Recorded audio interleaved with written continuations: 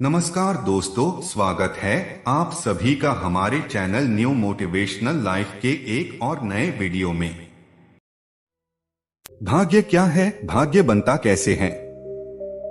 गर्भ में ही तय हो जाता है मनुष्य का भाग्य, या फिर जन्म के बाद लिखा जाता है? आइए दोस्तों जानते हैं जीवन से जुड़े कुछ महत्वपूर्ण रहस्य। मित्रों, इस संसार में जन्म लेने वाले हर जीव की मृत्यु निश्चित है।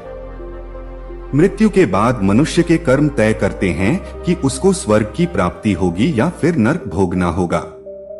जन्म के बाद मनुष्य के साथ जीवन में कई अच्छी और बुरी घटनाएं होती हैं।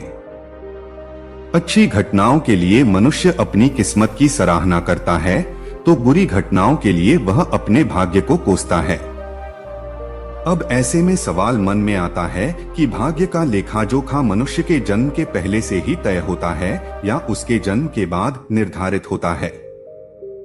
हम अक्सर ये एक दूसरे को ये कहते या सुनते आए हैं कि भाग्य की लिखनी कोई मिटा नहीं सकता, मतलब जो भाग्य में है वो होकर रहेगा। पर हम ये नहीं सोचते कि भाग्य है क्या, भाग्य बनता कैसे है।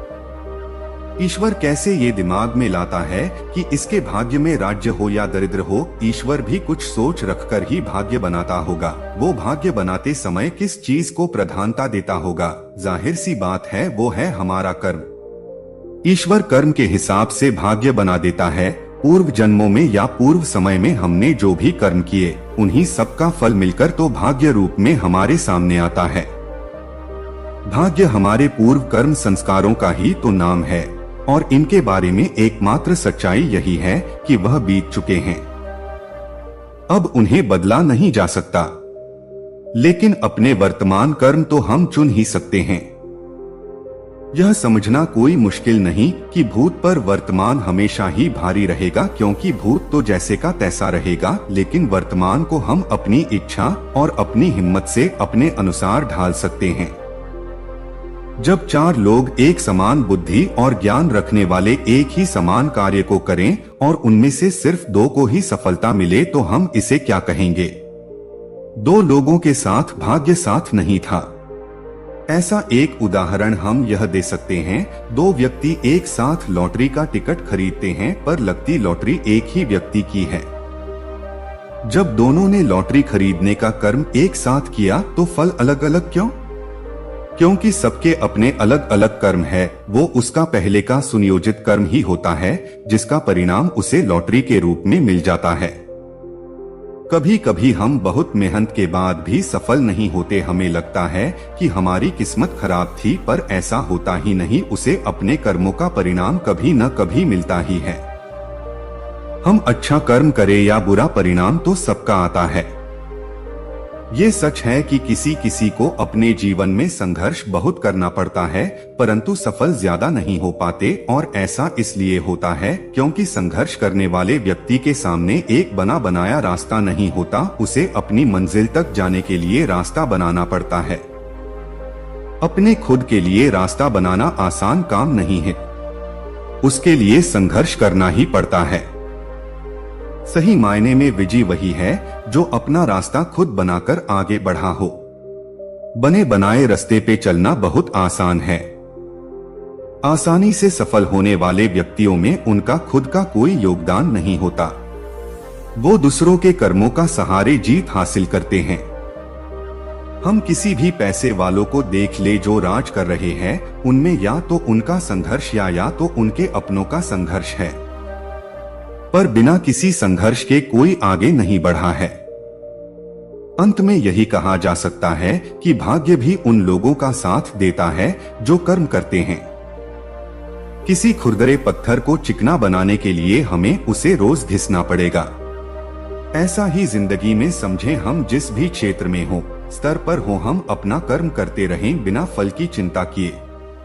जैसे परीक्षा देने वाले विद्यार्थी परीक्षा देने के बाद उसके परिणाम का इंतजार करते हैं। आइए जानते हैं कि कब निर्धारित होता है मनुष्य का भाग्य।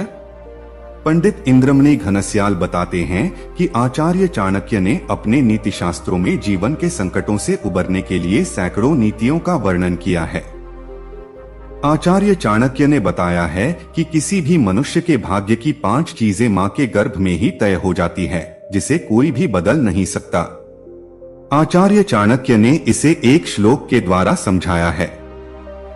आयुः कर्म च विद्या च वित्त निधनमेव पंचैतानि विलिख्यन्ते गर्भस्थस्य देहिन्। आचार्य चाणक्य कहते हैं किसी भी जीव की आयु, कर्म, धन संपत्ति, विद्या और मौत, ये 5 चीजें उसके भाग्य में उसी समय लिख दी जाती हैं जब वो अपनी मां के गर्भ में होता है। इन चीजों में जीवन भर कोई बदलाव नहीं आता। जिसकी जितनी उम्र होगी वो उतना ही जीता है। आचार्य चाणक्य बताते हैं कि मनुष्य को अपने जीवन में धर्म के मार्ग पर चलकर ज्ञान और धन कमाना चाहिए, जिससे समाज में उस व्यक्ति की प्रतिष्ठा बनी रहे। आचार्य चाणक्य ने अपने नीति शास्त्रों में एक श्लोक के द्वारा इस बात को समझाया है। धर्मार्थ काम मोक्षेषु यस्य कोपि न विद्यते जन्म जन्मनि मत्र्येषु मरण तस्य केवलम। आचार्य चाणक्य कहते हैं कि मनुष्य को अपने जन्म के बाद धर्म, अर्थ, काम और मोक्ष, यह 4 चीजें प्राप्त कर लेनी चाहिए। धर्म के कार्य करते हुए व्यक्ति को धन संपदा प्राप्त करनी चाहिए। उसके बाद विवाह कर अपना गृहस्थ जीवन शुरू करना चाहिए और अंत में मोक्ष की प्राप्ति के लिए भगवान की स्तुति और अच्छे कार्य करने चाहिए। इस प्रकार किसी भी मनुष्य के भाग्य का लेख उसके जन्म के पहले से ही तय हो जाता है। हिंदू धर्म के सभी ग्रंथों में जन्म और मृत्यु से जुड़ी कथाओं का वर्णन मिलता है, परंतु गरुड़ पुराण ही एक ऐसा ग्रंथ है जिसमें पूर्णतः जन्म और मृत्यु के रहस्यों का वर्णन किया गया है। आपने कई बार ध्यान दिया होगा कि जब किसी व्यक्ति की मृत्यु होती है तो लोग कहते हैं कि भगवान उस दिवंगत आत्मा को अपने चरणों में जगह दें, अर्थात उसे स्वर्ग में स्थान मिले। लेकिन यह बात भी सच है कि किसी के कहने या प्रार्थना करने मात्र से किसी भी व्यक्ति को स्वर्ग में जगह नहीं मिलती है, बल्कि उसके द्वारा जीवन में किए गए कर्मों के अनुसार ही उसे स्वर्ग या नर्क में स्थान मिलता है, जिसका वर्णन 18 पुराणों में से एक प्रमुख पुराण यानी गरुड़ पुराण में किया गया है। तो आइए आप भी जानें कि कैसी आत्मा को स्वर्ग में स्थान मिलता है। गरुड़ पुराण के धर्म कांड के प्रेतकल्प भाग में मृत्यु के बाद आत्मा के साथ होने वाले सभी कार्यों का वर्णन किया गया है। इसी भाग में पक्षी श्रेष्ठ गरुड़ के पूछने पर भगवान श्रीहरि अर्थात भगवान विष्णु ने कैसी आत्मा को कहां जगह मिलती है, इसके बारे में भी बताया है। गरुड़ पुराण के अनुसार जो मनुष्य जीवित रहते हुए दुष्ट प्रवृत्ति के होते हैं अथवा गलत कार्य करते हैं वो व्यक्ति नर्क जाते हैं, और जो लोग अच्छा काम करते हैं वो लोग स्वर्ग जाते हैं। स्वर्ग जिसे देवताओं का निवास स्थान माना जाता है, और जो बुरे कर्म करते हैं उन्हें नर्क में ले जाकर दंडित किया जाता है, जबकि अच्छे कर्म करने वाले व्यक्तियों को स्वर्ग में सभी तरह की सुख सुविधाएं उपलब्ध कराई जाती हैं। भगवान विष्णु बताते हैं कि जिन आत्माओं को स्वर्ग में स्थान मिलता है उन्हें यमराज स्वयं अपने भवन से स्वर्ग के द्वार तक छोड़ने आते हैं, जहां अप्सराएं उनका स्वागत करती हैं। इसके अलावा जो लोग जीवन भर दूसरों के बारे में सोचते हैं और लगातार परोपकार करते रहते हैं उन्हें मृत्यु के पश्चात बिना किसी संदेह के स्वर्ग मिलता है। वहीं जो लोग जीवन भर केवल अपने बारे में सोचते हैं और कभी किसी का हित नहीं करते हैं, ऐसे मनुष्यों को मृत्यु के पश्चात नर्क में स्थान मिलता है, जहां यमदूत उन्हें कई तरह की यातनाएं देते हैं। साथ ही जो लोग समाज के लिए कुएं, तालाब, पानी और मार्ग आदि का निर्माण करवाते हैं उन्हें भी मृत्यु के बाद स्वर्ग में सम्मान के साथ स्थान दिया जाता है।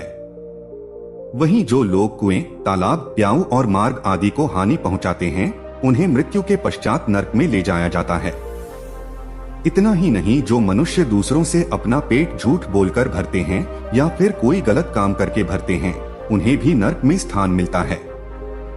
गरुड़ पुराण में भगवान विष्णु जी कहते हैं कि जो मनुष्य स्त्रियों का सम्मान करता है, कन्या को बोझ नहीं बल्कि देवी लक्ष्मी का रूप मानकर उसकी पूजा करता है, आत्महत्या जैसा प्रकृति विरुद्ध कदम नहीं उठाता है बल्कि प्रकृति के द्वारा निश्चित जीवन चक्र को पूरा कर मृत्यु को प्राप्त करता है, उस व्यक्ति को भी मृत्यु के पश्चात स्वर्ग की प्राप्ति होती है। गरुड़ पुराण में आगे विष्णु जी बताते हैं जो मनुष्य स्त्रियों का सम्मान करता है, कन्या को बोझ नहीं बल्कि देवी लक्ष्मी का रूप मानता है, आत्महत्या जैसा प्रकृति विरुद्ध कदम नहीं उठाता बल्कि प्रकृति के द्वारा निश्चित जीवन चक्र को पूरा कर मृत्यु को प्राप्त करता है, उसे भी मृत्यु के बाद स्वर्ग की प्राप्ति होती है। वही जो मनुष्य किसी स्त्री की हत्या करते हैं, गर्भ हत्या करते हैं, आत्महत्या, ब्रह्मा हत्या, गौ हत्या करते हैं या फिर किसी कन्या को बेच देते हैं, ऐसे आत्मा को नरक में जगह मिलती है। इन सब के अलावा गरुड़ पुराण में बताया गया है कि जो लोग धर्म के अनुसार आचरण करते हैं, ऋषि मुनियों एवं गुरुजनों का आदर और वेद पुराण का अध्ययन करते हैं, उन्हें भी मृत्यु के बाद स्वर्ग में स्थान मिलता है। जबकि जो लोग धर्म को नहीं मानते उसकी निंदा करते हैं, साथ ही ऋषि मुनियों, वेद पुराण एवं गुरुजनों का निंदा कर उसका मजाक उड़ाते हैं, वैसे लोग भी नरक की यातनाओं को झेलते हैं। गरुड़ पुराण में यह भी बताया गया कि मनुष्य को जीवित रहते दीनहीनों पर दया करनी चाहिए, जिससे उन्हें पुण्य प्राप्त होता है। लेकिन कई ऐसे व्यक्ति भी होते हैं जो अनाथ, बच्चे, बूढ़े आदि पर दया नहीं दिखाते हैं, ऐसे लोग नरक में जाते हैं।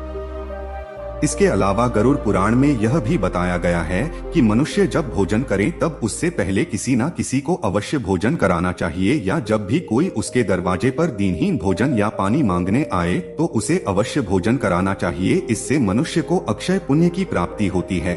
और जो मनुष्य ऐसा काम नहीं करता बल्कि उसके दरवाजे पर आए हुए ऐसे लोगों को अपमानित करता है, तो वे खुद ही अपने लिए नरक के दरवाजे खोल लेता है।